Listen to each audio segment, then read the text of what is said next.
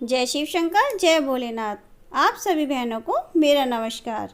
आज हम लेकर आए हैं श्री ओमकेश्वर ज्योतिर्लिंग की कथा तथा संपूर्ण जानकारी। श्री ओमकारेश्वर ज्योतिर्लिंग मध्य प्रदेश के खंडवा जिले में नर्मदा नदी के बीच मनधाता या शिवपुरी नामक द्वीप पर स्थित है। यहाँ ओमकारेश्वर ज्योतिर्लिंग दो स्वरूप में मौजूद है। एक को ममलेश्वर के नाम से और दूसरे को ओमकारेश्वर के नाम से जाना जाता है। ममलेश्वर नर्मदा के दक्षिण तट पर ओमकारेश्वर से थोड़ी दूर स्थित है। अलग होते हुए भी इनकी गणना एक ही तरह से की जाती है। इस ज्योतिर्लिंग की स्थापना के पीछे भी एक पौराणिक कथा विशेष तौर पर प्रचलित है।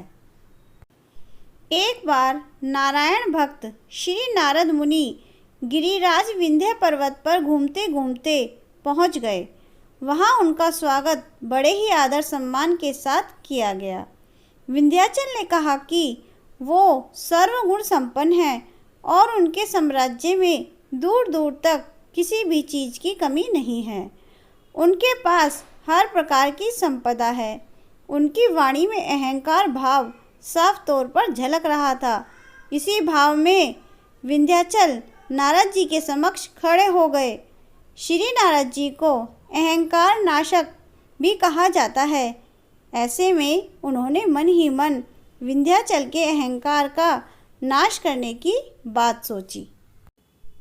नारद जी ने विंध्याचल से कहा कि उसके पास सब कुछ है, लेकिन मेरू पर्वत के बारे में तुम्हें पता है, जो तुमसे बहुत ऊंचा है।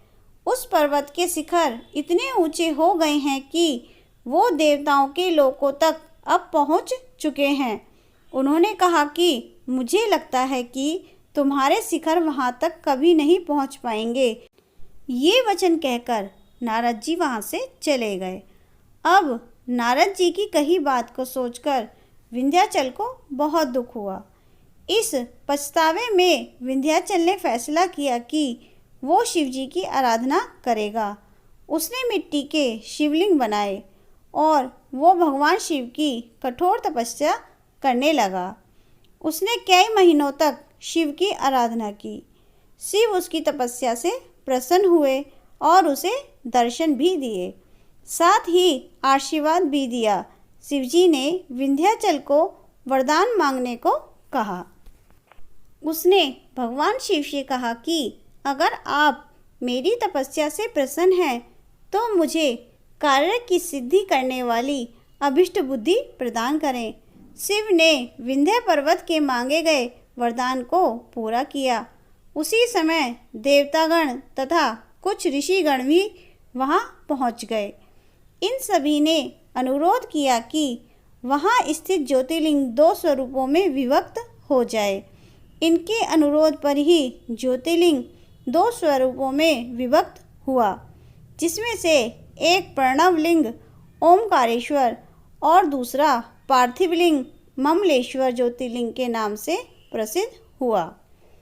ओमकारेश्वर ज्योतिर्लिंग मध्य प्रदेश में स्थित है, जहाँ पर बाबा ओमकारेश्वर स्थित हैं।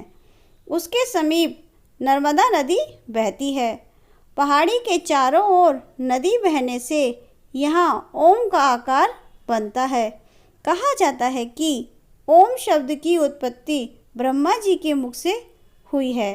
विशेष बात यह है कि यह ज्योतिर्लिंग ओमकार अर्थात ओम का आकार लिए हुए है। इसी कारण इस ज्योतिर्लिंग को ओमकारेश्वर कहा जाता है।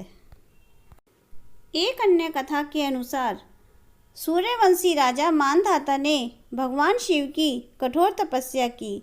राजा की तपस्या से प्रसन्न होकर भगवान शिव ने वरदान मांगने के लिए कहा। इस पर राजा ने कहा कि प्रभु जन कल्याण के लिए इस स्थान को अपना लें, अर्थात वे इस स्थान को अपना निवास स्थान बना लें।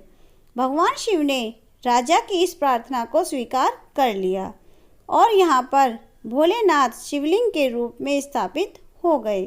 राजा के नाम पर ही इस पर्वत का नाम मानधाता पर्वत पड़ा। यह पर्वत सदैव जलमग्न रहता है।